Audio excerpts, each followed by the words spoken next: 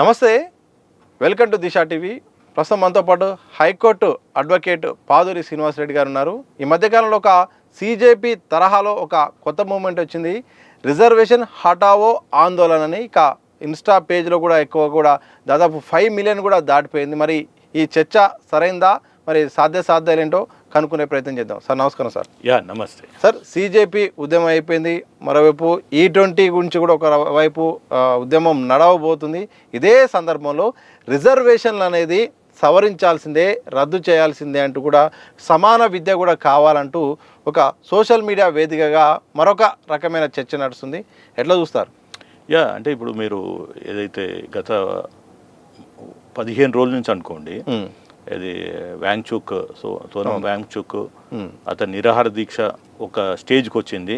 అతన్ని అరెస్ట్ చేసి సర్తుర్జంగ్ హాస్పిటల్లో పెట్టడము, తర్వాత 20 నాడు చలో పార్లమెంటు, దాని తర్వాత జరిగిన పరిణామాలు, ఇక అతను రాజీనామా చేయటము, ఎడ్యుకేషన్ మినిస్టర్ ధర్మేంద్ర ప్రధాన్ తోటి ఈ దేశంలో యూత్ డిమాండ్స్ని ఈ ప్రభుత్వం పట్టించుకుంటుంది. అంటే గత 10-12 సంవత్సరాల నుంచి ఏదైతే ఈ మోడీ అమిత్ షా వాళ్ళు ఓవరాల్గా అంటే main opposition party like Congress, regional పార్టీస్ని in one way or the other వాళ్ళు అణిచేసి ప్రభుత్వాన్ని నడుపుతున్నారు. కానీ ఇప్పుడు వచ్చిన కొత్త తరం జెన్జీ ప్లస్ దీనికి వెనుక ఉన్న బ్యాక్గ్రౌండ్ మీరు చూస్తే వేరే దేశాలలో కూడా వాళ్ళ సక్సెస్ ఉన్నది ప్రభుత్వాన్ని మార్చటం. జంజీ శ్రీలంకలో, తర్వాత ఇక్కడ నేపాల్లో, బంగ్లాదేశ్లో, అట్లా వివిధ దేశాల్లో కూడా. అంతకుముందుకు ఒక 15 సంవత్సరాల క్రితము అరబ్ స్ప్రింగ్ అని వచ్చింది. అట్లా కొన్ని 10-12 దేశాలు అరబ్ దేశాలలో ఏమంటారు డిక్టేటర్షిప్, లాంగ్ స్టాండింగ్ ఒకటే ఫ్యామిలీ వాళ్ళు రూల్ చేయటము, ఇలాంటివన్నీ మార్పులు వచ్చినాయి. సో ఇప్పుడు ఈ పరిణామాలలో మీరు అన్నది నేను లాస్ట్ టైం కూడా మన దాంట్లో ఇంటర్వ్యూలో చెప్పింది ఏంటంటే, ధర్మేంద్ర ప్రసాద్ అనేది ఒక వికెటే, అది ఇంకా చాలా జరుగుతాయి అని చెప్పాము.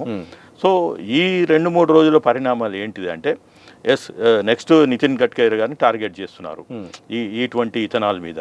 ఎందుకంటే అది మిడిల్ క్లాస్ వాళ్ళు, ప్రతి బైక్ ఉన్నవాడు, ప్రతి కారు ఉన్నవాడు సఫర్ అవుతున్నాడు. సరే, వాళ్ళు E20 అన్నప్పుడు 20% ఇథనాల్ కలిపినప్పుడు వీళ్ళు 100 రూపాయల పెట్రోల్ దాని మీద కనీసం 10% అన్న తగ్గిస్తే ఇంత రాకపోయేది. పైపెచ్చు ఏమైందంటే అది నితిన్ గడ్కరీ గారి ఓవరాల్ ఫ్యామిలీ మెంబర్స్ అది ఫ్యాక్టరీలో తయారు చేసేది అనేది ఉన్నది. సో అట్లా అదొక ఉద్యమం E20 జనతా పార్టీ అనేది స్టార్ట్ అయింది. నిన్న మొన్న బాంబేలో జరిగింది అది బాగా. ఇది థాకరే బ్రదర్స్ కూడా వాళ్ళకి సపోర్ట్ చేశారు. మొన్న ఆదివారం నాడు మొత్తం వాళ్ళది సిపిఐజీ కాక్రోచ్ జనతా పార్టీ ఏమో వాళ్ళ విజయోత్సవం చేసుకొని ఇంకా వాళ్ళు ఎవరింటికి వాళ్ళు వెళ్ళిపోయారు. ఇంకా వాళ్ళు ప్రస్తుతము టెంపరీగా అంటే కూలింగ్ రెస్ట్ మోడ్లో ఉన్నారు. వాళ్ళ డిమాండ్స్ ఇంకో 2 ఉన్నాయి. ఏది మా మీద ఎఫ్ఐఆర్ తొలగించాలి, అది ఇది అన్నారు, అవి చూస్తున్నారు. ఈ లోపల E20 జనతా పార్టీ అనేది వచ్చింది. తర్వాత మీరు చెప్పిన ఏదైతే రిజర్వేషన్ హటావ్ దేశ ఆందోళన అనేది అది ఎవరు స్టార్ట్ చేస్తున్నారు ఏంటి అనేది కూడా అంటే ఇంకా క్లారిటీ లేదు. కానీ ఇదంతా కూడా నాకు తెలిసి బీజేపీ వాళ్ళు నడిపిస్తున్నారు అనుకుంటాను. ఎందుకంటే మీరు చూస్తే అంటే మనం ఒక 1990 VP సింగ్ గవర్నమెంట్ దగ్గరికి వెళ్తే అక్కడ ఎప్పుడైతే VP సింగ్ మండల్ అనేదేమో వీళ్ళు ఎవరు బీజేపీ మండల్ కమిషన్ అనేది VP సింగ్ తీసుకొచ్చాడు. ఏది అప్పుడు ఉన్న రాజీవ్ గాంధీ మీద ఎలక్షన్ అతి కొద్ది మెజారిటీ, అంటే అది మైనారిటీ గవర్నమెంటే సపోర్టెడ్ బై బీజేపీ. కానీ ఆయన VP సింగ్ స్టెబిలైజ్ కావటానికి ఓబీసీ రిజర్వేషన్ మండల్ కమిషన్ని ఇందిరాగాంధీ ఎప్పుడైతే మండల్ కమిషన్ ఆమె ఉన్నదో ఆమె తీసుకొచ్చిన దాన్ని ఇంప్లిమెంట్ చేయకుండా ఆ రిపోర్ట్ని అట్లా తొక్కిపెట్టేసిండ్రు. అప్పుడు ఈయన ప్రధానమంత్రిగా 1990లో VP సింగ్ నేను ఇంప్లిమెంట్ చేస్తా అన్నప్పుడు ఒక పెద్ద యాజిటేషన్, యాంటీ రిజర్వేషన్ యాజిటేషన్ జరిగింది. దానికి ప్రత్యక్ష మద్దతు ఇచ్చింది బీజేపీయే. కాబట్టి ఇక్కడ ఏంది అంటే ఈరోజు యూత్ని డివైడ్ చేయటానికి ఇప్పుడు ఈ CJP cockroach Janata party is against BJP. అది ఏ పార్టీ మద్దతు ఉందా పక్కన పెట్టినా కానీ. తర్వాత E20 కూడా రిలేటెడ్ టు అది against fighting against Nitin Gadkari and BJP. అది ఇప్పుడు కొత్త అది వింగు తయారైంది ఈ రిజర్వేషను. అయితే దీని మూలాలు ఏంది అంటే I'm sure it is right wing వాళ్ళు అండ్ అది forward caste the so called RSS and విశ్వ హిందూ పరిషత్, బజరంగ్ దళ్, బీజేపీ ఉండొచ్చు అని అనుకుంటున్నాం. అదర్వైజ్ 75 years 80 yearsలో ప్రతి కులముని అది బ్యాక్వర్డ్ ఉన్నదని కలపమంటున్నారు కానీ ఓవరాల్గా తీసేయమనేది ప్రధానంగా మళ్ళీ యాంటీ రిజర్వేషన్ మండల్ కమిషన్కి ఎగనెస్ట్గా అయిన 1990 తర్వాత ఈ రోజు దానికి కూడా ఎక్కడ ఐసోలేషన్స్ రాలే. ఇంకా రిజర్వేషన్స్ మా కులాలని కలపమంటున్నారు, మేము వెనకబడ్డాము అని. ఇప్పుడు మొన్న చనిపోయిన ముద్రగడ్డ పరబ్రహ్మ గారు వాళ్ళు గత 20-25 సంవత్సరాల నుంచి మా కాపుల్ని కలపమంటున్నారు. అక్కడ మరాఠీస్ మహారాష్ట్రలో మరాఠాస్ని రిజర్వేషన్స్ ఇవ్వమంటున్నారు. మన దగ్గర కూడా కొందరు అడిగారు, పటేల్స్ అడిగారు. ఇక్కడ కూడా ఓబీసీ అదర్ ఫార్వర్డ్ క్యాస్ట్లు ఉన్నారు, రెడ్లు, వెలమలు, కాపులు, అది కమ్మాసు, తర్వాత బ్రాహ్మిన్స్, వైశ్యాసు, వీళ్ళు కూడా అంటే అప్పుడు మోడీ గారు ఏం చేసిండ్రు, అదే ఈబీసీస్ ఎకనామికల్లీ బ్యాక్వర్డ్ కమ్యూనిటీస్ అని వాళ్ళకు 10% రిజర్వేషన్ ఇచ్చారు. అంటే economically backward, it is not based on the caste అనేది ఇచ్చారు.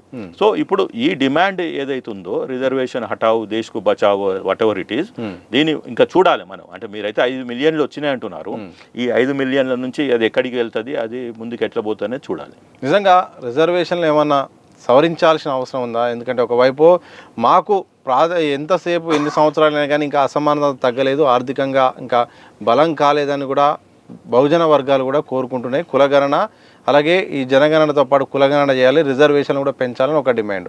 లేదు రిజర్వేషన్ల టైం అయిపోయింది, చాలామంది రిజర్వేషన్ల కారణంగా అర్హులైన వారు కూడా కొంచెం ఎలిజిబిలిటీకి దూరంగా అవుతున్నారని మరొక రకమైన వాదన. ఇందులో ఏది కరెక్ట్? అంటే ఇప్పుడు మనకి ఇది కులపరంగా వచ్చింది రిజర్వేషను.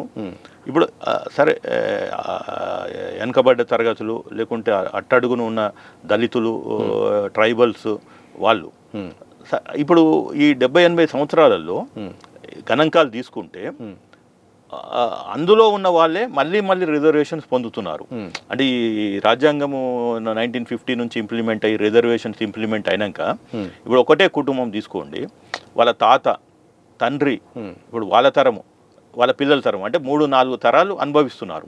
అంటే ఎప్పుడైతే వాళ్ళు అదే కులంలో వాళ్ళు అందరు ఈక్వల్గా ఉన్నప్పుడు వాళ్ళ కజిన్స్, వాళ్ళ ఊర్లో ఉన్న అదే కులపోళ్ళు, అందులోంచి ఒకరు బయటకు వచ్చి చదువుకున్నాక అతను IAS officer, IPS officer, judge అయినాక, ఇంజనీర్ అయినాక, డాక్టర్ అయినాక మళ్ళీ వాళ్ళే ఫలాలు పొందుతుండ్రు. అంటే ఈ రన్నింగ్ రేస్లో all are equal in that caste ఒకప్పుడు ఉండేది. అంటే సేమ్ ఎకనామికల్లీ, సోషల్లీ ఏదైతే ఉన్నాయో అవి. కానీ ఒక జనరేషన్ వచ్చేవారికి వీళ్ళు ఇక్కడనే ఉన్నారు. ఈ రిజర్వేషన్స్ అనేది ఒక కుటుంబాన్ని ముందుకు తీసుకెళ్ళింది. ఇక్కడ కుటుంబం కులం అయిపోయింది, ఇంకా కుటుంబం వీళ్ళు ఇక్కడనే ఉన్నారు. ఇందులోంచి మళ్ళీ ఐఏఎస్ ఆఫీసర్ కొడుకు మళ్ళీ చదువుకొని నెక్స్ట్ లెవెల్కి వెళ్ళిపోయాడు. వాళ్ళు ఇంకా వీళ్ళకి సరే ఇంకా గ్రామీణ ప్రాంతం నుంచి పక్కన ఉన్న పట్టణానికో లేదా గురుకులాలను చదువుకొని ఆ సోషల్ వెల్ఫేర్ హాస్టల్ చదువుకొని ఉన్నది. సో ఆ gap with in the communities in spite reservations having 70 years ఆ గ్యాప్ వాళ్ళ దాంట్లో స్ప్రెడ్ అవుతుంది. అందులో వచ్చిన వాళ్ళు ఇప్పుడు మళ్ళీ తర్వాత ఏమన్నా క్రీమీ లేయర్ అన్నారు. క్రీమీ లేయర్ అంటే దానికి కండిషన్స్ పెట్టారు, 6 లక్షల కన్నా ఇన్కమ్ ఉండొద్దు, అంటే మళ్ళీ దాంట్లో రూరల్ అండ్ అర్బన్లో యాన్యువల్ ఇన్కమ్, వాళ్ళకి ఆస్తులు ఇట్లా ఉండొద్దు అది అని. కానీ ఇప్పుడు ఏమైందంటే సరే ఈ రిజర్వేషన్స్ మొత్తం హటావో అనే కన్నా we have to revisit the reservations so that all should be equal. ఆ ఫలాలు అందరికి ఈక్వల్గా డిస్ట్రిబ్యూట్ కావాలి ఆ రిజర్వేషన్. సో అది ఎట్లా చేయాలనేది ఇంకా అది ప్రభుత్వ బాధ్యత. అంటే ఈ ఏదైతే మీరు అన్నది రిజర్వేషన్ హటావ్ జనతా పార్టీ ఏదైతే వస్తుందో ఆందోళన 5 million ఉన్నారో వాళ్ళది ప్రభుత్వం మీద డిమాండ్ పెట్టేది ఏంది అంటే ఈ రిజర్వేషన్స్ ఫలాలు అందరికి అదే కులంలో అందరికి ఈక్వల్గా అందుతున్నాయా, అందకపోతే ఎలా అందాలి, ఆ ఫార్ములా మీరు అరైవ్ కావాలని డిమాండ్ చేయాలి. కానీ ఒకటేసారి రిజర్వేషన్స్ హటావు అంటే చాలా కష్టం. అది ఈ ప్రభుత్వాలు కూడా చేయవు, ట్రెడిషనల్ పొలిటికల్ పార్టీస్ మద్దతు, ఎందుకంటే ఈ ఓట్ బ్యాంక్ పాలిటిక్స్. కాబట్టి ఇది నాకు తెలిసి it is the difficult demand to implement by any government. So cockroach Janata party ఒక పాపులారిటీ నేపథ్యంలో దాన్ని డైవర్షన్ చేయడానికి ఈ అంశాన్ని ఒకవేళ ఆర్ఎస్ఎస్ కానీ బీజేపీ కానీ వెనుకుండి నడిపించే అవకాశం ఉందా? ఉండొచ్చు. ఎందుకంటే ఇప్పుడు మొన్న జరిగిన జంతర్ మంతర్లో అందులోకి కులము, మతము, ప్రాంతము, జెండర్ అంటే మగ ఆడ అనే ఏ తేడా లేకుండా అందరు యువకులు వచ్చిండ్రు. ఈ దేశం మీద ఒక రకమైన అన్హ్యాపీనెస్ ఉంది. అప్పుడు దాన్ని విడగొట్టడానికి చేయొచ్చు. ఇప్పుడు ఆయన సడన్గా రిజర్వేషన్ హఠావ్ అంటే ఫార్వర్డ్ క్యాస్ట్లు అందరూ ఒకవైపు అవుతారు. మళ్ళీ రిజర్వేషన్స్ ఫలాలు అందేటోళ్ళు స్టూడెంట్స్ ఒక తీరుగా అయిపోతారు. సో అక్కడ అంటే ఇంకా విడగొట్టి రాజకీయాలు చేయవు. అది మన బ్రిటిష్ వాడు పెట్టినట్టు డివైడ్ అండ్ రూల్ అన్నట్టు విభజించు పాలించు అనేది మోడీ గారికి వెనదో పెట్టిన విద్య. వారు శివసేనని బ్రేక్ చేశారు, నేషనల్ ఎన్సీపీని బ్రేక్ చేశారు, రీసెంట్గా మమతా బెనర్జీ పార్టీని బ్రేక్ చేశారు. కాబట్టి మోస్ట్ ప్రాబబ్లీ మన అమిత్ షా గారు ఏదైతే చాణుక్య అంటారో, మోడ్రన్ చాణుక్య, పొలిటికల్ చాణుక్య అంటారో, ఇప్పుడు ఆయన బ్రెయిన్కి పదును పెట్టి యువతలో వచ్చిన ఈ యూనిటీని బ్రేక్ చేయడానికి ఇలాంటిదైనా కొత్త చేసి ఉండొచ్చు. సో దాన్ని కరెక్ట్గా ఇన్వెస్టిగేట్ చేయాలి, ఒక క్లారిటీ రావాలి. ఇంకా మనం అయితే ఇప్పుడు ఎవాల్వింగ్ కాబట్టి మనం ఒక కరెక్ట్గా ఒక అభిప్రాయం దీని మీద చెప్పలేము. బట్ ఇందాక చెప్పినట్టు having BJP born as a forward caste party, a Baniya party, a North Indian party, and they had historically they are anti-reservation.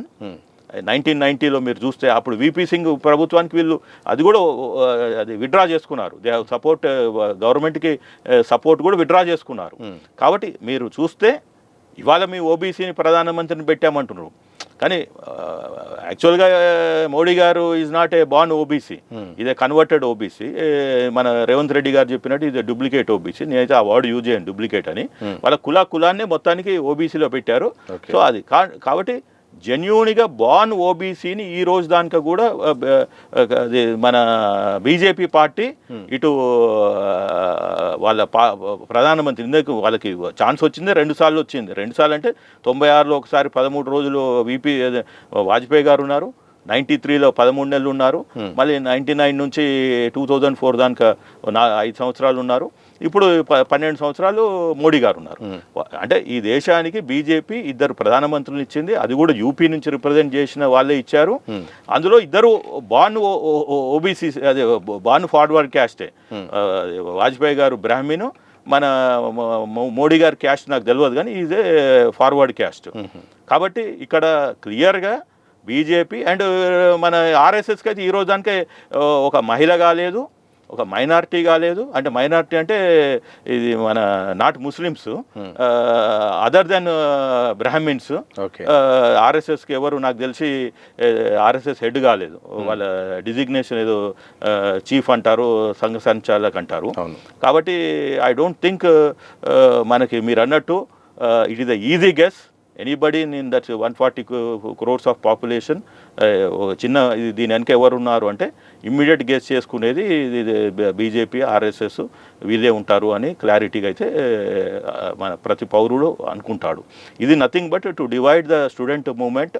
So but నేను అనేది ఏంటంటే ఇందాక చెప్పినట్టు రిజర్వేషన్స్ మొత్తము తీసేయమని కాకుండా ఆ రిజర్వేషన్స్ ఫలాలు ఇప్పటిదానిక ఏ కులములైనా అందని వాళ్ళకి ఎలా అందాలి అనేది ఇంపార్టెంట్.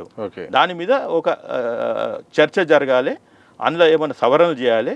ఈ క్రీమీ లేయర్ నుంచి తీసుకున్న వాళ్ళని పెట్టాలి, అబౌవ్ క్రీమీ లేయరు. లేకుంటే ఆల్రెడీ ఒకటే కులములో ఒకటే ఫ్యామిలీలో రిజర్వేషన్ ఫలాలు ఒకసారి కాకుండా మల్టిపుల్ టైమ్స్ అనుభవించిన వాళ్ళకి ఒక 10 years 20 years మానిటోరియం పెడితే మిగిలిన వాళ్ళకి అందటానికి ఈజీగా ఉంటుంది.